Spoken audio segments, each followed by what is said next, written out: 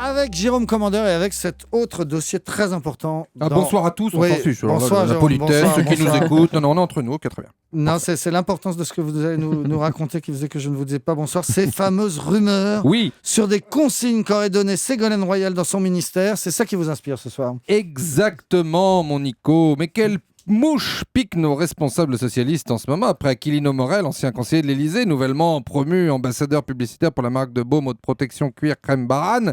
Et ces cirages partis qui ont fait le tour de Paris sur ces Weston en plein pendant les heures de boulot. Aquilino Morel qui a d'ailleurs reçu un appel téléphonique de Georges Tron. Vous vous souvenez, c'était le ministre impliqué dans une affaire de massage de pied sur sa secrétaire. Il l'a appelé, lui a dit « Moi c'est le pied, toi c'est le cuir.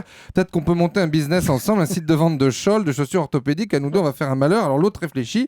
Donc après ce départ du palais qui date de la semaine dernière, ce serait toujours au conditionnel, au tour de Ségolène Royal, dans une humilité toute socialiste, de se faire précéder, nous disent les sites, par un huissier qui l'annonce quand elle entre dans une pièce du ministère, comme on le fait pour le président de la République. Alors la même, qui aurait édicté un nouveau règlement intérieur surréaliste, qui interdit notamment les décolletés dans l'enceinte donc du ministère. Alors vous noterez à cet égard que le sexe du porteur de décolleté n'est pas précisé. Alors allez-y, s'il y a des vigiles hommes là, qui travaillent au ministère de l'écologie qui m'écoutent, allez-y, juste pour déconner, venez demain matin avec un body à paillettes bien échancré, à la brésilienne, qui dessine bien les poils. Ségo, elle arrive à quelle heure ? 8h moins 20, moins 10.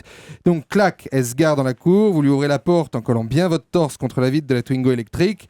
Pour peu qu'elle ait la fenêtre ouverte, elle va être contente d'être venue au boulot, la mère Fouettard du Poitou, là. Ah bah oui, je porte un body, madame la ministre, mais homme, femme, c'était pas précisé sur la circulaire, madame Royal.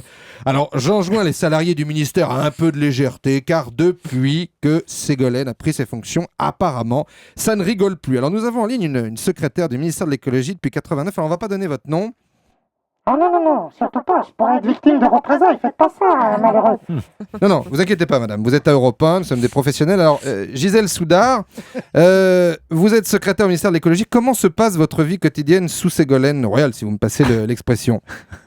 C'est terrible, on ne rentre plus chez nous, on fait des vacations de 72 heures, après on rentre, on dort 8 minutes et on revient. C'est un ministère terrible, l'écologie, c'est des malades, elles ont tout un pet au casque. Je me souviens déjà du temps de Dominique Voynet, elle interdisait qu'on s'épile les jambes, vous savez, à l'Est allemande. En hiver, donc ça fait comme des moon boots, ça passe encore, mais en été, ça arrête là. Et puis, je vous passe les brossages de dents à la sciure de bois, le déodorant au compost. Qu'est-ce qu'il y a ? Ah non, Madame Royal, non, c'était pas un appel perso. Au secours ! Des conditions de travail qui font froid dans le dos. Donc, Nicolas, je quitte l'antenne, j'appelle les secours et je reviens demain. Et à demain, mon cher Jérôme Commandeur.